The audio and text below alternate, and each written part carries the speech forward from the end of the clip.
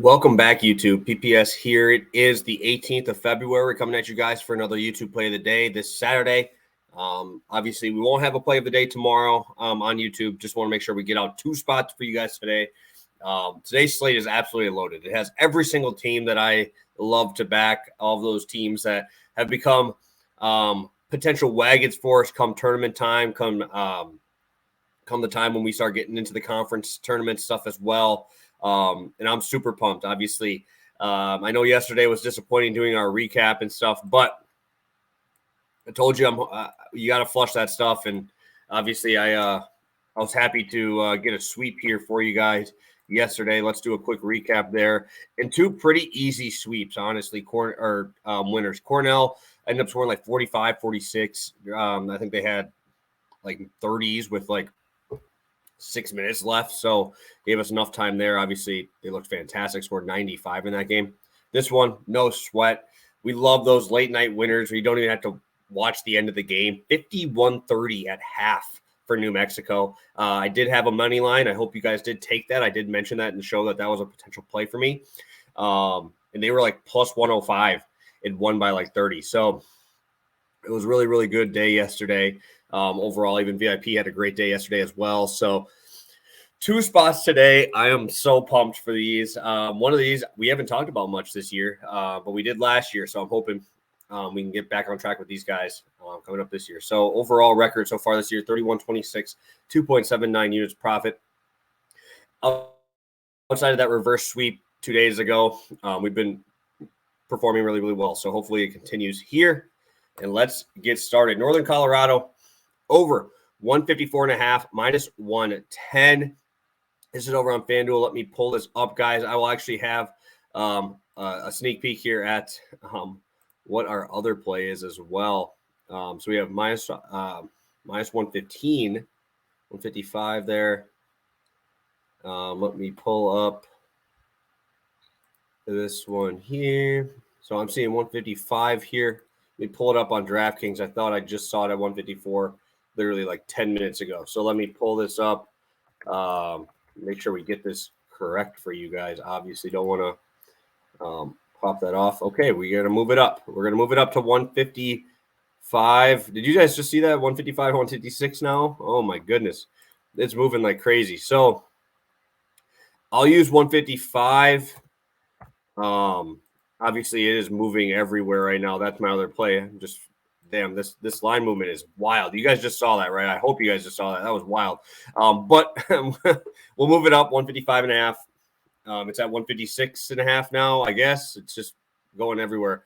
But absolutely love this spot. Northern Colorado. My boy, Dalen Kuntz, is still playing there. I can't believe he's still on this team.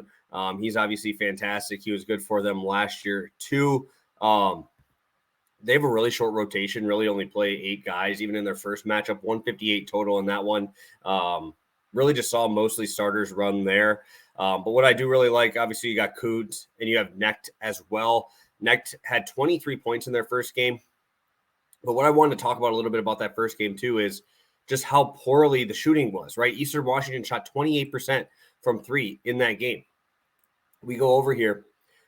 Eastern Washington allows 32% from 3. They gave up 35. So that one is pretty close. But if we look at Northern Colorado and Eastern Washington here, right? Outside of that game, they've been actually fantastic. 37% on the season, 39% over their last 3 games. And then when we even go in even deeper here at home, overall this season, 38%. So we should be seeing a lot of action coming up here for this game. And I'm pumped. I'm pumped for this one. Like I said, they hit the number without shooting the ball very well. And the pace was fantastic, over 70 possessions. A lot of fouls, which we love to see too.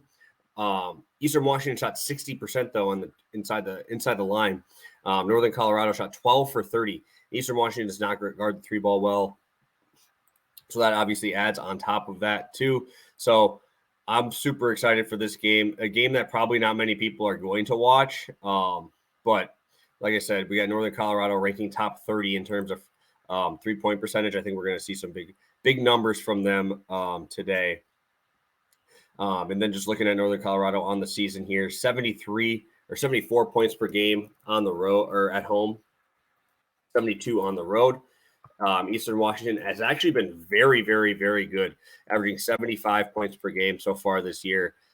I think this is going to be a great, great, fun college basketball game. This is obviously Eastern Washington has taken a huge, huge step forward. I don't know if you guys remember, Eastern Washington was one of my wagons last year, and I've gone away from them. I haven't really bet against them, haven't really bet on them much, but they got Venters there. Price is still there. They got a lot of guys that are older dudes that can definitely get it done, and they're a scary team. They're a scary team to shoot the three ball well, like I talked. And that like this is going to be a really fun one to watch. All right, guys, I already spoiled this one. You guys saw the line over on FanDuel already. Gonzaga first half over 78.5. I know, guys, it is hard to wrap your head around. I'm not even going to – let me just give you the reasons why I like it, right? So let's talk about it a little bit here.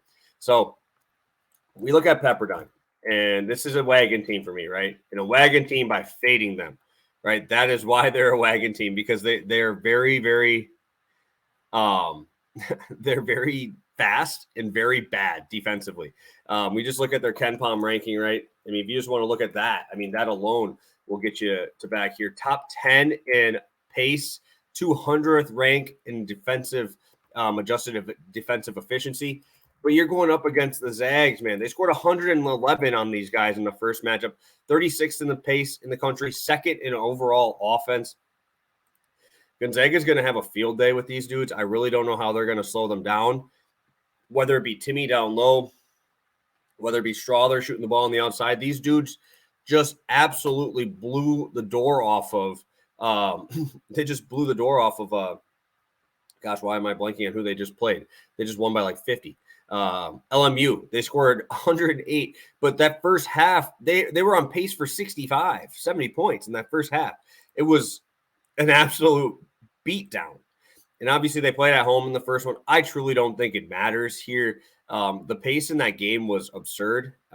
Just looking at shot attempts wise, we saw 77 shot attempts for Gonzaga. Just put that in perspective. We go to adjusted tempo here. The top adjusted tempo team is 73.7 possessions. Gonzaga had 77 shot attempts. They could just get, obviously, offensive rebounds every single time. They had 10 offensive rebounds. We got a lot of fouls on Pepperdine, obviously. They're 10 for 22 from three. But Pepperdine actually kept their own a little bit. They're 88 points in that game.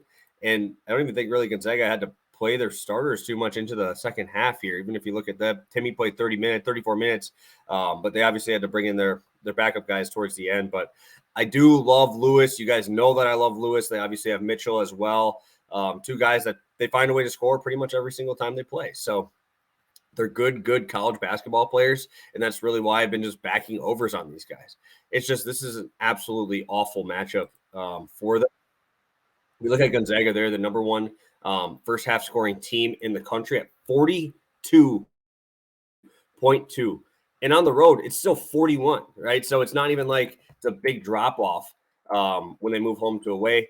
Pepperdine averaging 36.8 points per game at home so far this season in the first half, which obviously is something that we want to see. Pepperdine, bottom third in the country in 3-point percentage allowed, 35%. So yeah, this is going to be a very tough matchup overall for Pepperdine. I do like the Gonzaga team total, but you don't know how much they're going to have to try. That's why I'm going first half. So first half, I think Pepperdine does what they do, comes through, gets just like 35, 32 points in that first half, and then Gonzaga takes it from there. So I'm very excited to watch Gonzaga take on my wagon team in terms of fading, in terms of overs as well. So Gonzaga first half over 78.5, Northern Colorado over 155.5. If this line keeps moving places, I would take it up to 156.5. So love both spots. Coming off the sweep yesterday. Hopefully we can come back with another one for you guys today. So have a good one, guys, and best of luck tonight. A lot of action. Make sure you manage that bankroll, and let's crush it tonight and get another sweep.